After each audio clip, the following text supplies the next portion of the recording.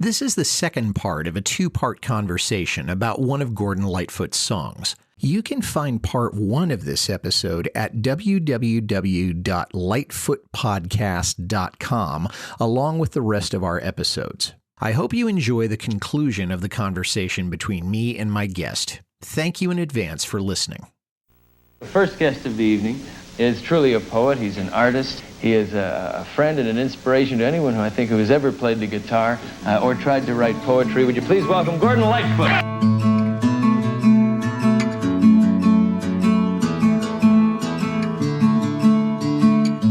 There were men who lived in style and others who had died where no one knew them because they couldn't win. And it's a class difference. And New York has some very drastic class differences. And you were in Colombia, and I've lived in Central America, so I've seen that too.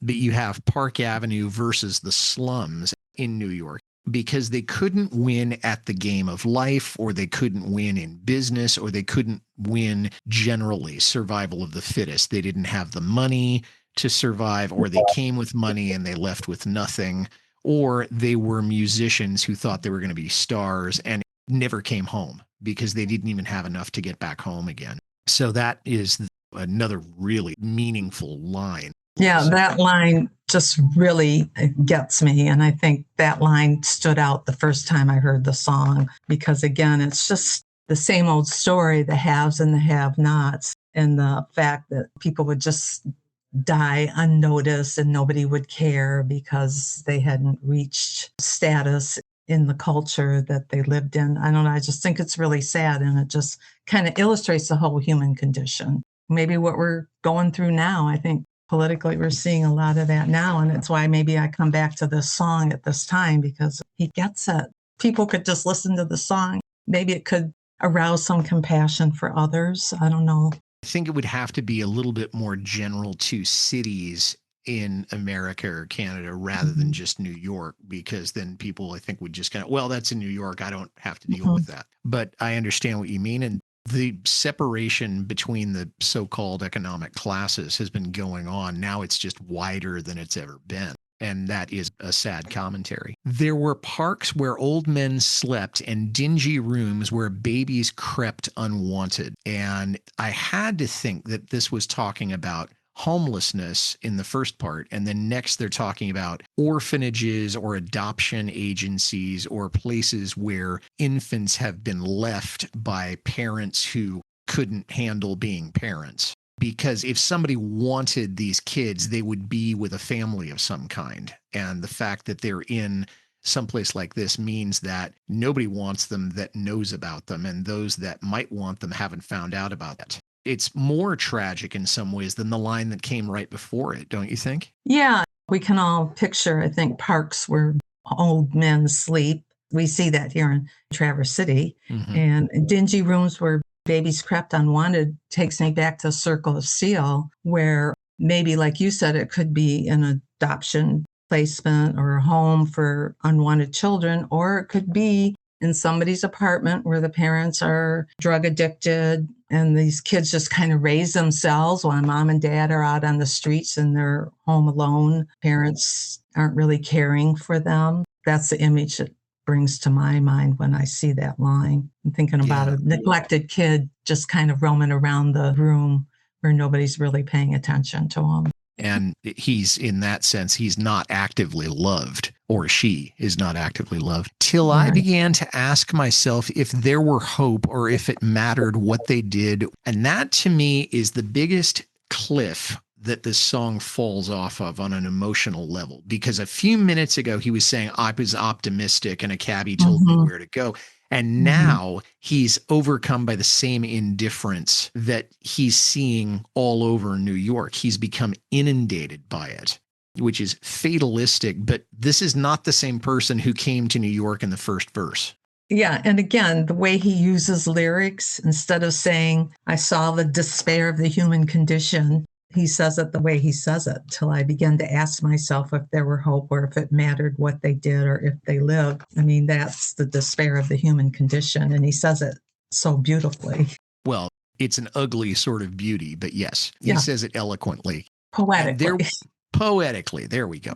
And there were prophets in the squares, and these might have been speakers' corners kind of things. We have those in London. I don't know if they had them or they have them now, where you can stand up on a soapbox and say anything you want. Or these might be just people who are standing on a corner just raving, which I see in big cities also. And people there who smiled and said, forget it, which is their way of saying, don't pay any attention to these people and not taking them seriously. And there were preachers of the word and poets who were never heard.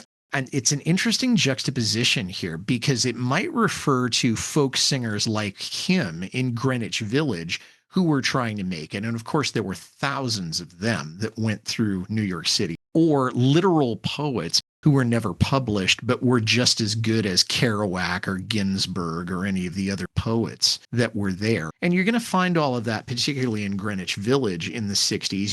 Does that resonate what I've said about the last few lines? Does that make sense? Oh, yeah. Like you, I love that line. I love prophets in the squares and then preachers of the word. Again, there's probably people like that on every corner throughout the city. Some are actually maybe reciting poetry that they've written, and other people may have some kind of mental disorder where they're just kind of rambling on. And so the majority of people just walk by and ignore them. But again, here's this young man, this kind of idealistic young man from a small town.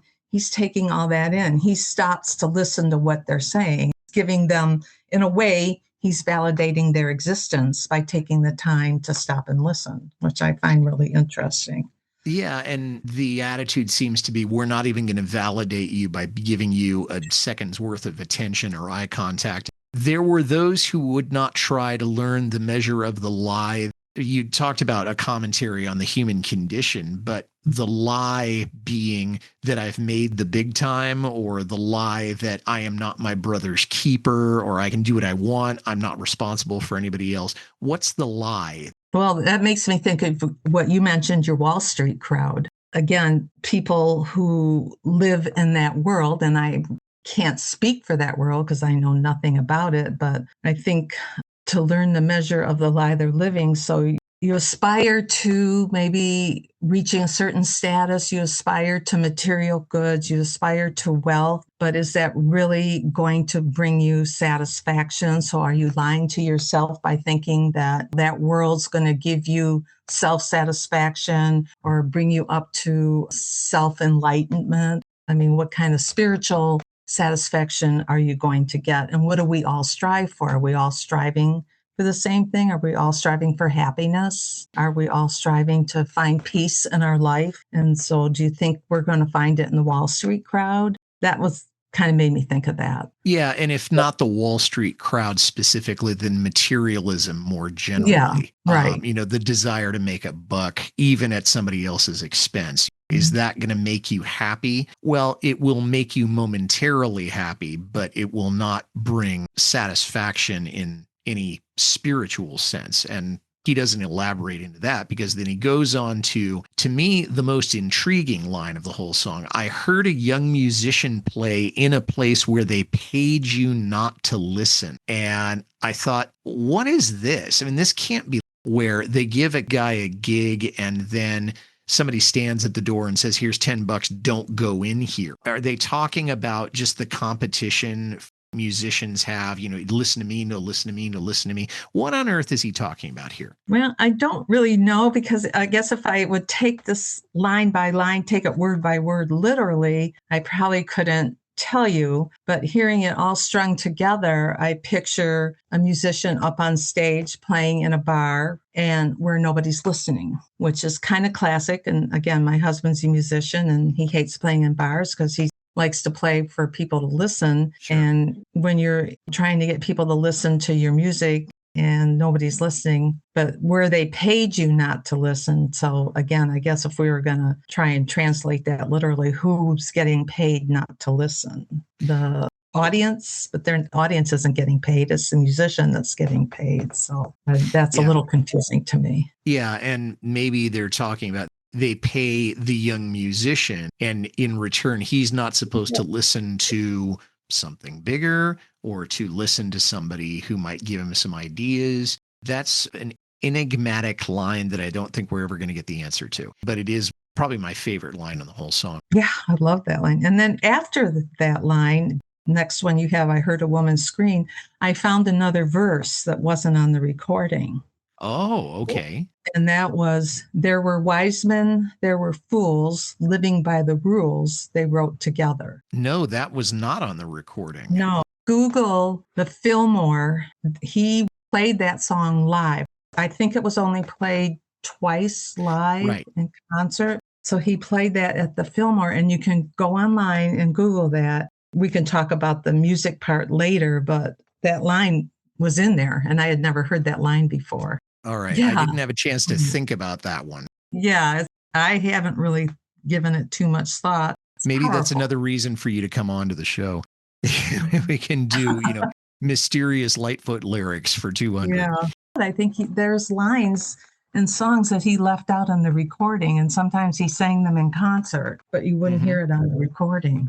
Very possible. Yeah, I think you're probably right. I heard a woman scream for help while men stood by and offered their best wishes. And I think that is the imagery that there are crimes being perpetrated on women then and now, unfortunately, by virtue of their gender, and that there are a lot of men who don't know how to help or are saying things sort of under their breath. And then he says, that's how it is, which is an acknowledgement. He doesn't choose to go any further with it, except to say, this is the condition that you have in New York, where there are women who are ignored, and there are men who either can't do anything about it or don't know what to do about it, or the only thing they can think of is saying, oh, isn't that awful? Isn't that too bad? I hope she's okay. But they don't do anything to prevent it. And that's all I wanted to say about it.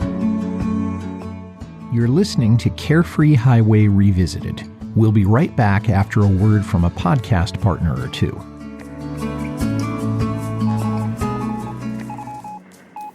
In 1942, when the world needed a hero to fight the forces of evil, a woman had the courage to step forward. Her name was Helen Meeker. Her adventures took her across the United States and behind the lines of both the European and Pacific fronts. President Franklin Roosevelt trusted her judgment. Adolf Hitler put a price on her head. And in the face of overwhelming odds, she battled through everything that was thrown at her, dodged death countless times, and challenged the most diabolical figures in history. The star of more than 20 novels, Helen Meeker proved her grit and determination time and time again. And now the Long Highway Players bring the book series to life on the airways. These exciting dramas will place you in the middle of the action, immerse you in riveting drama, plunge you into unimagined intrigue, and confound you with dark mysteries, while giving you the opportunity to live adventures in a time when the fate of the world hung in the balance. Enjoy the exploits of Helen Meeker and follow author Ace Collins's In the President's Service series on That's Not Canon Podcast Network. Hi, this is Audie Martello, the host of the Mostly Folk podcast, a 60-minute foray into the music we all love. You will hear newly released albums, classic folk, country, and bluegrass music, as well as some traditional music that may or may not be true to the genre. Sometimes irreverent, often opinionated, but always entertaining. You may even hear a radio magic trick every so often, as well as numerous interviews via Zoom and telephone with established as well as indie artists. Mostly Folk is available wherever you listen to podcasts, and always at mostlyfolk.org. Remember a few years ago where a woman was attacked, and supposedly the big story was people heard her, but nobody stopped by to help. I don't know if that happened. I don't remember how long ago that was, but that's kind of the image that New York has. And then when he says that's how it is, and the way he sings it, just not the words, but the way he delivers the words, it's like his great illusion has been shattered. He comes into New York idealistic, but that line, that's how it is. It's shattered my hopes and dreams of coming to New York and finding this big, wonderful, lively city. This is how it is. You know, the incident that you're talking about did happen, although I don't know the name of the woman who was being victimized. But in my notes, there's a line from, or the first verse from Phil Oakes's song, Outside of a Small Circle of Friends. And the beginning of it goes, "Oh, look outside a window. There's a woman being grabbed. They've dragged her to the bushes and now she's being stabbed. Maybe we should call the cops and try to stop the pain. But Monopoly is so much fun. I'd hate to blow the game. And I'm sure it wouldn't interest anybody outside of a small circle of friends." I think they might be talking about the same thing. Well, the song originally appeared on the Back Here on Earth album, which was released in November 1968. It was his fourth album. It was on the United Artists record label, so this is before he went to Warner's. It was not released as a single, and I can understand why. The album did reach number 21 in Canada. It didn't chart anywhere else. I don't know if it was released in the States. It was produced by Elliot Mazer. It was the seventh song on the record, so it was the first song on side B, and it just had three people on it, Gordon, Red, and John. There was very little instrumentation in this. So let's talk about the music for just a bit. Is there a particular musical aspect of the song that you liked? Well, it's hard for me to talk about that since I'm not a musician,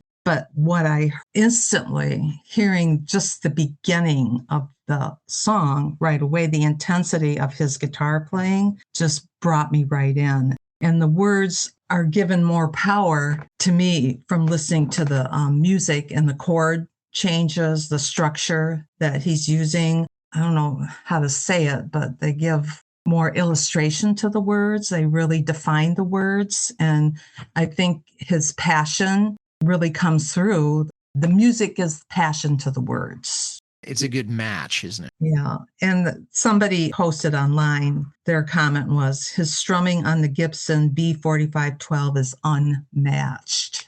I think that's probably true. Yeah. And that's, to me, when he was at his best playing his guitar. Mm-hmm. For me, the melody was kind of repetitive, but I think it was a lot more beautiful than anything Dylan was doing at the time musically. I think there was a real sense of drama, the way he was playing and the way that the dynamics of the song worked. So it was too unreal for me. There was no one who trusted me. There was almost this desperate sense in the melody that he was giving, kind of cinematic. There was a real sense of drama in that. I tell you, I did not like some of the lead guitar that Red Shea was playing, because there were times when it kind of went, and it just came off too country, too twangy. The melody and the dynamics were my favorite part. Yeah, if you listen to the live version of that, Red is playing on that song, you might hear something a little different because it's totally different the way they played it live from the way it was recorded. I'm glad that there's that. And I think that says a lot about Red and his abilities, because, you know, a lot of musicians would have just said, well, I'm just going to play what I played on the album. I'm not going to step out too much. Gordon probably had the attitude with Red and John and later other people. Play and give as good as you got, instead of just, okay, duplicate what you have on the album, pick up your check, and we'll see you tomorrow night. As you said, the song was only played twice in concert. They were both in 1968, and so it was before the record came out. The first time was at Elmira High School in Ontario, Canada. That was on May 5th. And then the next one was exactly 5 months later at the Fillmore West in San Francisco, which I think is the recording that you're talking about. What I don't understand is, why didn't he play this more? And I'm not expecting you necessarily have an answer, Carole, but do you have a speculation on why he didn't do this song more often? Well, good question. Why didn't he play a lot of his best songs more in concert? The only thing I could think of is maybe he thought it was too political. And like you said, you and I would listen to the song and get a lot out of it, but a lot of people would listen to it and think, oh, that's a depressing song. I don't find that kind of thing depressing. Yeah, it's depressing in a way, but again, we read poetry, we listen to music to make us feel. So a song that makes us feel like this song does for me, it makes me look at life a little different, and it makes me want to broaden my horizon, just not stay in my own little world and kind of think about other people. I mean, I was the way I was raised, if your neighbors aren't doing well, you're not doing well. I guess some people, when they go to a concert, they don't want to hear that. Yeah, we don't like hearing stuff that makes us feel sad or makes us feel guilty. I mean, most people don't. So I think that might have been part of it. And also, Lightfoot was not well established enough so that he could have gotten away with that. If he had written this and put it on the Harmony album or A Painter Passing Through or something like that, then he'd already been established. And as it was, because he was still sort of up and coming, he probably needed to make as much goodwill with his listeners as he possibly could. I think you're probably right about that. He didn't want controversy about his music. I could not find any official covers of this song, which was kind of interesting that no one has wanted to step up and do it. Is there anybody that you can imagine doing this song that would do justice to it? I only thought of one person. I saw you said Mr. Fred Small. I don't know who he is. I'll have to look him up. But I listened to your interview. I forget which one it was. The person was talking about Billy Strings, who happens to be from Traverse City. As I was listening to that interview, I was thinking about this song. I thought, I bet Billy could do this song, Billy Strings. It'd be a totally different arrangement, but I bet Billy could do it. So that would be my thought. Fred Small was very popular in the 80s and 90s. He's since become a Unitarian minister, and I think he's someplace in New England. But he had at least one song. You might want to write the title of this one down. It's called Denmark 1943, where he talks about how people in Denmark managed to get the Jewish population of this little city away from the Nazis. Right, I read about that. And it's very dramatic and very triumphal. He's the only one that in my own hearing would be able to do it. Although Billy Strings, I'm going to have to think about that. Yeah. Carole, as we're sort of wrapping up here, do you have any other thoughts on the song and why people need to listen again to it or listen for the first time if they haven't yet? Well, again, I think it'll give them maybe a better perspective of Gordon and how he saw life through his lens, because again, this song is so poetic and it's so descriptive. It transports you to another place. I mean, you are in New York when you're hearing this song, and the unseen does not escape his eyes. So what we consider to be the unseen, Gordon sees, and his empathy and his shock at the downside of the human condition. I think it gives a lot of meaning to that cliched phrase, bleeding heart, and that Gordon had a lot of depth to him. And if you listen to a lot of these tunes that most people don't know about, it really reveals his compassionate side, and just realize that he was a really deep soul, even if it didn't always come across. We talk a lot about his relationships and that, but I think that he is so much more than the relationships that he's had, and that deep down, this was a man who was a deep soul and maybe struggled looking at the downside of human condition. And like you said, you feel helpless about it or you feel guilty about it. What can you do about it? But what did he do? He wrote about it. So. Which is a sight better than a lot of people did after experiencing, as opposed to just taking it in and not doing anything about it, expressing. She is Carole Navarro. She has been on my show twice. And Carole, I wanted to thank you again for joining me. Always fun to talk to you and to hear your experiences and your thoughts about the songs that Gordon recorded and wrote. And I'm looking forward to having you on the show again next season. Okay. Well, thanks for having me again, Mike. And again, I'm really happy that you're keeping this show going, because there's no one else to talk to about Gordon Lightfoot and his music. I wanted to let everybody know that this is the last episode of Carefree Highway Revisited for Season 5. We've had an amazing year, and we've talked to both Lightfoot fans and performers of his music. But as always, I am going to be taking the summer off. We'll be back in September 2026, and my first guest will be Glenn Sherman from Port St. Lucie, Florida. He and I will be discussing the song Couchiching from the 2004 Harmony album.